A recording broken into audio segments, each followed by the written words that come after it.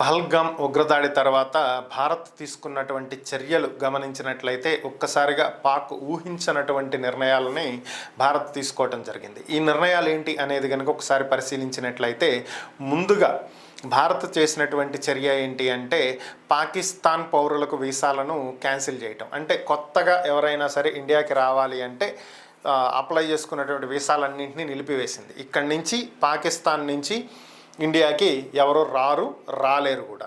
ఇక second thing ఏంటంటే already వీసాలు తీసుకుని ఇండియాకి వచ్చినటువంటి వాళ్ళని, ఇండియాలో ఉన్నటువంటి వాళ్ళని వీసాలు రద్దు చేసింది. వీళ్ళందరికీ 48 గంటలు గడువు ఇచ్చింది. ఈలోపు పాకిస్తాన్ తిరిగి వెళ్ళాలి, లేదంటే ఇండియా జైల్లో మగ్గిపోవాలి. సో ఇది పరిస్థితి. సో దీంతో పాటుగా చేసినటువంటి మరొక చర్య ఏంటి అంటే అటల్ వాగా సరిహద్దు ఏదైతే ఉందో ఇక్కడ పూర్తిగా దీన్ని క్లోజ్ చేసేసింది. సో ఇండియా పాకిస్తాన్ మధ్య రోడ్డు మార్గంలో రాకపోకలు పూర్తిగా స్తంభించిపోయినాయి. వీటితో పాటుగా సింధు జలాల మీద జరిగినటువంటి ఒక ఒప్పందాన్ని తాత్కాలికంగా నిలిపివేస్తున్నాం అని చెప్పి భారత్ ప్రకటించింది. దీంతో పాటుగా పాకిస్తాన్ హై కమిషన్ని పిలిపించి నోటీసులు ఇచ్చింది. సో ఇండియాలో ఉన్నటువంటి పాక్ ఎంబసీలో ఉన్నటువంటి దౌత్యవేత్తలు 50 మంది నుంచి 30 మందికి తమ సిబ్బందిని తగ్గించుకోవాలని చెప్పి పాకిస్తాన్కి ఆల్రెడీ చెప్పింది. అలాగే పాకిస్తాన్లో ఉన్నటువంటి ఇండియన్ హై కమిషన్లో ఉన్నటువంటి సిబ్బందిని కూడా తగ్గిస్తున్నట్లుగా ప్రకటించింది.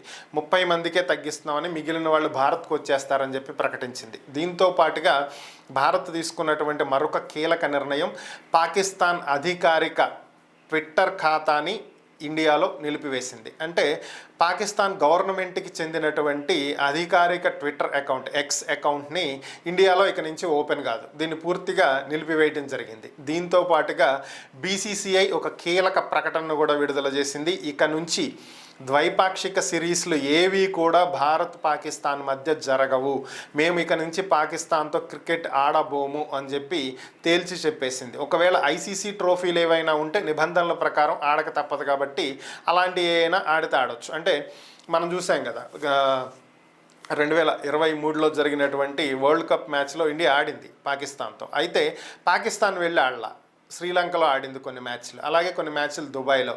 రీసెంట్గా జరిగినటువంటి ఛాంపియన్స్ ట్రోఫీలో కూడా అన్నీ దుబాయ్ వేదికగా ఇండియా పాకిస్తాన్ మ్యాచ్లన్నీ అక్కడ జరిగినాయి.